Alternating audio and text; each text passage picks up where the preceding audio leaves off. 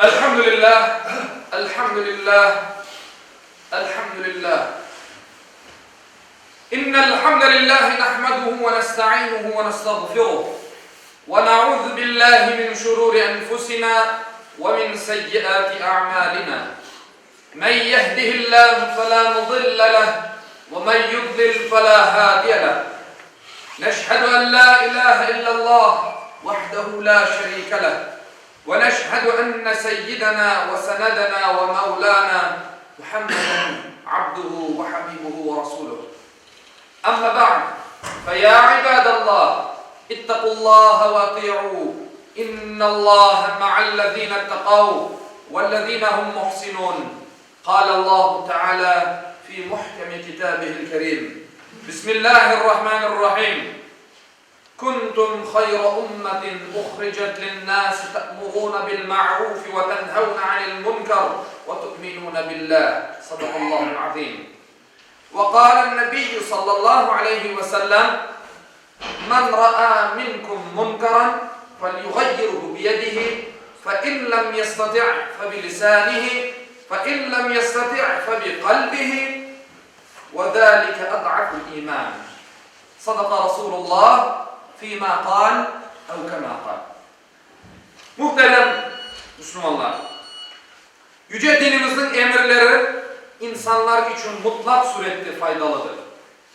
Mukaddes dinimizin gayelerinden biri de yaxşılıkını emir etmek, fenalıkını da yasaklamaktır. Yaxşılık insanını baxt ve saadetke eriştirir. Fenalıklar ise insanını hor yapar. İnsan öz içinden kelgen yaxşılıkını emir etken seske uysa, hayırga yönelgen olur. Eğer de fenalıkka çağırgan seske uysa, o takdirde nefsinin esiri ırgatı olur. İşte hayatımız bu iki kureş içinde geçmekte. İslam'ın maksadı insanını yaxşılıkka, hayırlı işlerge yöneltmek ve onu hem bu dünyada hem de öbür tarafta saadetke eriştirmek, bahtiyar etmektir. İslam'ın bugün emirlerinde sayısız hikmetler vardır. İslam'ın emir ve yasakları insan tabiatına en uygun, cemiyet için de en faydalı hükümlerdir.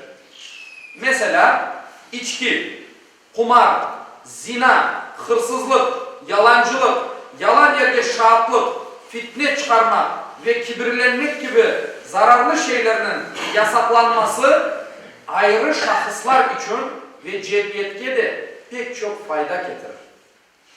İslam bularını yasaklay ve insanını daima hayırlı işler yapmaya davet eder. Aziz Müslümanlar, yaxşılıkını emir edip fenalıkını yasaklamak kaidesi Kur'an'da ve hadislerde emri bil ma'ruf ve nehyanil münker dep anılar. Kur'an-ı Kerim bunu yapanlarını sık sık maktayır ve bütün Müslümanların öyle olmasını istiyor. Hutbenin başında okunan ayette Allah Teala şu şekilde buyuruyor. Siz insanların yaxşılığı için ortaya çıkarılgan en hayırlı ümmetsiniz. Yaxşılıkını emir eder, yamanlıkını yasak edersiniz. Ve Allah'a da inanırsınız. Ali İmran suresi 110. ayet kelimesi. Bir başka ayette de Allah Teala şöyle buyurar. Mümin erkeklerle mümin kadınlar birbirlerinin velileridir. Onlar yaxşılıkını emir eder, yamanlıkını yasaklar, namazını dosdoğru kılarlar, zekatını verirler, Allah ve Resuluna itaat ederler. İşte onlara Allah rahmet edecektir. Şüphesiz Allah azizdir, hikmet sahibidir. Tevbe suresi 71. ayet. Görülgeni gibi saygılı Müslümanlar, yaxşılıkını emir etmek, yamanlıkını da yasak etmek Müslüman erkek ve kadının vazifesidir. Bunun için Müslüman başta bunu öz nefsine emir edecek. Yani özü yaxşılık yapıp fenalıklardan vazgeçecek. Ondan sonra etrafını da güzelleştirmeye hareket edecek. Kıskası İslam'da hem yaşayacak hem de yaşatacaktır. Müslümanlar bu surette hareket etse cemiyette bir nezaret usulü meydana gelir. Yalnız Allah'ın bu emrini yerine getirgende şu hususlarga dikkat etmek gerektir. Birinci, niyetimiz temiz olmalı. Yani bunu Allah rızası için yapmalıyız. Aytkanımız gibi bir kimseye bir şey aytkanımızda bunu Allah rızası için ve Müslüman kardeşimizi kaygırganımız için bunu aytmak gerekir. İkinci de hakikat yoluna hikmet ve tatlı söz ile davet yapmalıyız. Bu da demektir ki insanlara güzel nasihat vermek, delil ve hüccet getirip anlatmak ve ikna, işandırmak, o insanı işandırmaya hareket etmek ve tırışmak gerekir. Eğer de bu fayda vermez ise fenalıklardan karşı kuruşmaya gerek olacaktır. Fakat bunun da en güzel surette yapılması şarttır. Kavga, potek ve hakaretler hiçbir netice vermeyeceği ve İslam'ın da usulü olmaganını Müslüman yaxşı anlamak gerek. Allah Subhanahu ve Teala kitabında şu şekilde buyurar. Allah'ın rahmetiyle onlara mülayim davrandın. Ey Muhammed! Eğer sen kaba, katı yürekli olsaydın, hiç şüphesiz etrafından tarkalıp getirediler. Ali İmran suresi 159. ayet. Saygılı ve muhterem dindaşlar, aydınız öz nefislerimizden başlap, Korantamızını, tulganlarımızını, dostlarımızını, milletimizni ve etrafımızını yaxşılıkka yönelteyik ve yaramazlıklardan sakındırayıq. Takatımız yetkeni kadar İslam yolunda yaşamağa ve yaşatmağa tırışayıq. Benim işim değil, başkasının bana hiç de alakası yok. Benim için fark etmez ki bu düşünceler İslam'a doğru gelmiyor. Çünkü eğer de biz etrafımızda tesir etmez ve onların özümüzü çekmez ise onlar bizni özüne çekecektirler. Bundan da gayrı Müslüman emalcı değil, faal olmalıdır. Akça kazanmak için nasıl faal surette hareket etse Allah'ın razılığını kazanmak için de aynı o şekilde ve hatta daha gayretli olacak. Müslüman kardeşleri için kasevetlenecek İslam dini Müslümanlarını kaygırmak için yollanılgan. Müslüman bir adam dertli bir adamdır.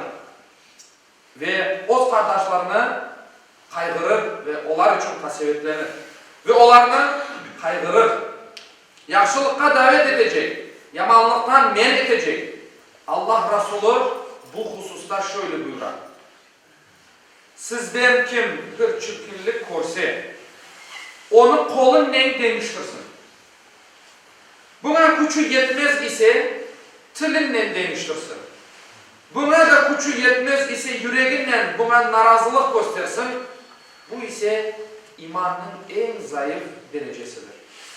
Demek ki bir başka taraftan emr bil ma'ruf ve nehyanil münker bizim günahlara karşı gayretimizni gösterir. Bu da imanımızın kuvvetli olganına delalet eder. Bizim için ibret olgan sahabe efendilerimizden bir misal getirip hutbemizi yekunlayayım. Allah Resulü'nün yakın arkadaşlarından olan Ubade bin Samit şöyle deyip aytar. Biz zorluk ve kolaylık zamanlarında kuvançlı ve kuvançsız anlarda söz dinlemeye, elimizde bulungan açık delillerge göre küfür sayılgan bir şey görmeyince iş başındakilerinin işine karışmamağa ve hayırda olsak olayıp kimseden çekinmeyip doğrunu aytmağa Peygamberimizge söz verdi. Öyleyse Cenab-ı Allah hepimizne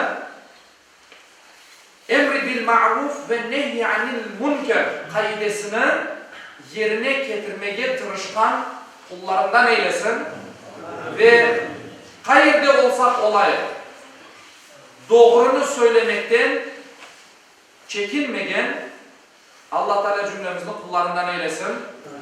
Çünkü Allah Kur'an'da buyuruyor ki Allah sizinle beraberdir. Kayda olsanız olunuz, o sizin yanınızdadır. Onun için bu ayetini her daim okumuzda tutup, buna göre dinimizge davet edip, doğrusu neyse doğrunu aytkan kullarından Allah Teala cümlemizi eylesin.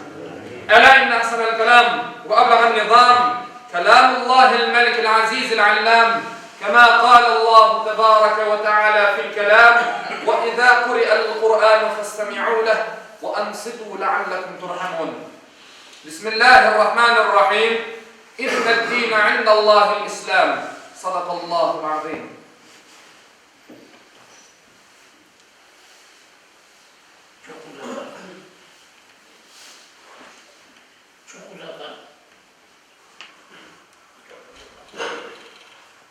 الحمد لله حمدا كاملين والصلاة والسلام على رسولنا محمد وعلى آله وصحبه أجمعين تعظيما لنبيه وتكريما لفخامة شان شرف صفي فقال عز وجل من قائل مخبرا وآمرا إن الله وملائكته يصلون على النبي يا أيها الذين آمنوا صلوا عليه وسلموا تسليما اللهم صل على محمد وعلى محمد كما صليت على إبراهيم وعلى آل إبراهيم إنك حميد مجيد اللهم بارك على محمد وعلى آل محمد كما باركت على إبراهيم وعلى آل إبراهيم إنك حميد مجيد اللهم وارض عن الأربعة الخلفاء سيدنا أبي بكر وعمر وعثمان وعلي ذوي الصدق والوفاء وعن الأنصار والمهاجرين والتابعين إلى يوم الجزاء وعن كافة المؤمنين والمؤمنات والمسلمين والمسلمات الأحياء منهم والأموات بفضلك ورحمتك إنك سميع قريب مجيب الدعوات.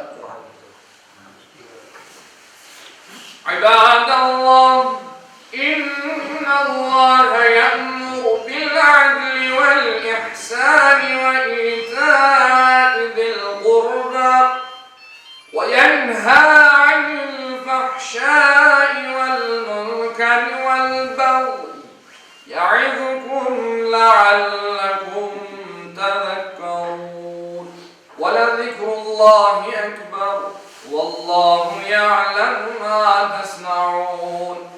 Muhterem Müslümanlar, okuduğum ayette Allah Teala buyuruyor ki, şüphesiz ki Allah adaletine, yaxşılık yapmakını ve soy sopka yardım etmekini emreder.